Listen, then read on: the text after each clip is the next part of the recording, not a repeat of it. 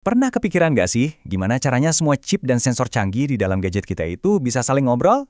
Nah, hari ini kita akan bongkar sistem saraf tersembunyi di baliknya, sebuah protokol yang brilian banget bernama I2C.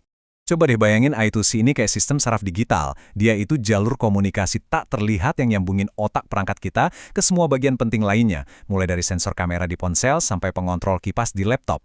Nah, disinilah tantangan besarnya. Si otak dari sebuah perangkat atau microcontroller itu cuma punya sedikit tangan atau pin buat berkomunikasi. Padahal ada puluhan komponen lain yang perlu diajak ngobrol. Terus gimana caranya nyambungin semuanya tanpa kehabisan tangan? Ini dia teka-teki yang harus kita pecahkan. Untuk memecahkan teka-teki ini, kita akan telusuri barang-barang. Kita mulai dari masalah koneksinya, lalu kita lihat solusi dua kabel yang jenius.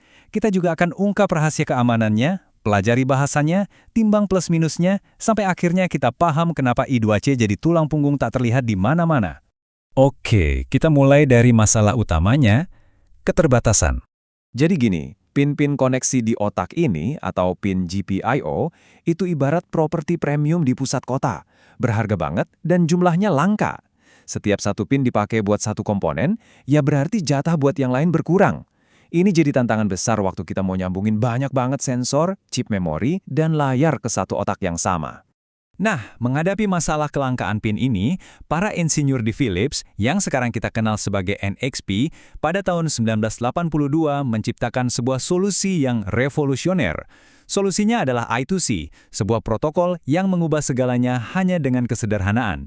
Coba lihat betapa efisiennya I2C. Sementara protokol lain kayak SPI butuh 4 kabel atau lebih, I2C bisa melakukan komunikasi yang kompleks cuma dengan 2 kabel saja.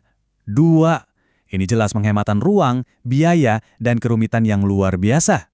Mari kita kenalan sama dua pemain utamanya. Ada SDA, ini adalah jalan tol datanya, dan ada SCL, ini lampu lalu lintasnya.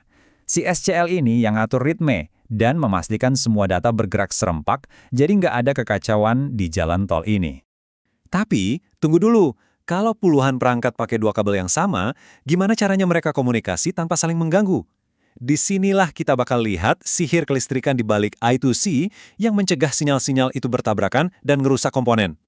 Nah, ini pertanyaan penting banget. Coba bayangin, kalau ada banyak perangkat di jalur yang sama, terus satu perangkat ngirim sinyal tinggi, sementara yang lain ngirim sinyal rendah di waktu yang sama, bukannya itu bisa bikin korsleting fatal? Jawabannya ada di sebuah mekanisme cerdas yang disebut sirkuit open drain dan resistor pull-up. Percaya deh, inilah inti dari kejeniusan I2C. Gini cara kerjanya. Bayangin ada sebuah pegas, ini resistor pull-up, yang secara default selalu narik jalurnya ke kondisi tinggi atau ada tegangannya. Nah, kalau sebuah perangkat mau ngirim angka 0, dia tinggal aktifin saklar buat narik jalur itu ke bawah, ke ground, jadi tegangannya rendah. Terus kalau mau ngirim angka 1, gampang.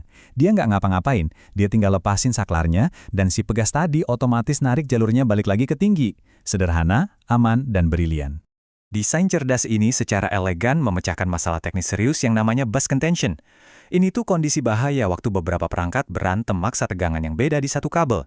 Dengan I2C, itu nggak bakal terjadi. Kenapa? Karena nggak ada perangkat yang mendorong tegangan, mereka semua cuma bisa menarik ke bawah.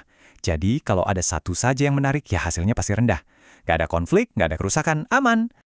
Oke, kita udah tahu jalurnya aman secara fisik. Tapi, gimana caranya perangkat-perangkat ini tahu kapan giliran mereka buat ngomong, biar nggak rebutan?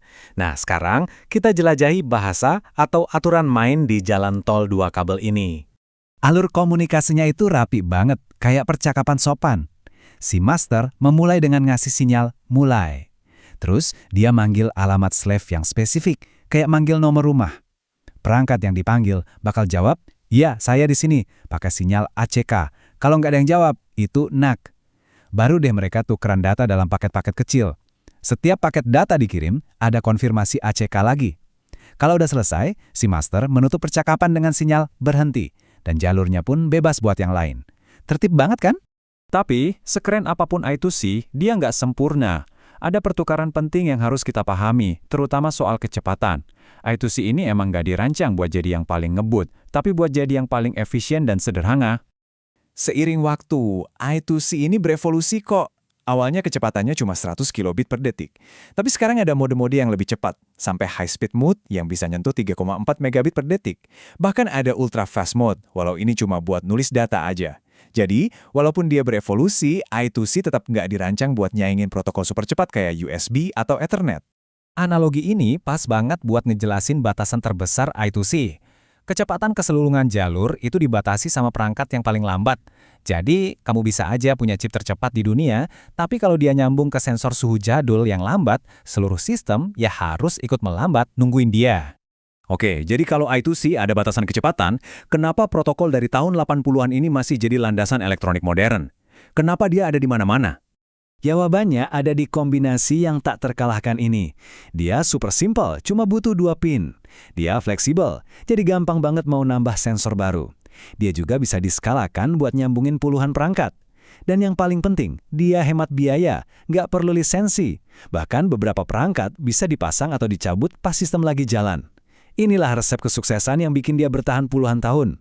Jadi, di mana kita bisa nemuin I2C? Di mana-mana. Di dalam komputer, dia yang ngelola suhu dan kecepatan kipas. Di ponsel kita, dia jadi jalur komunikasi buat lusinan sensor.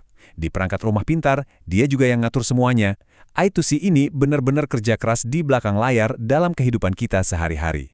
Ini adalah bukti nyata dari kekuatan sebuah solusi yang sederhana dan elegan.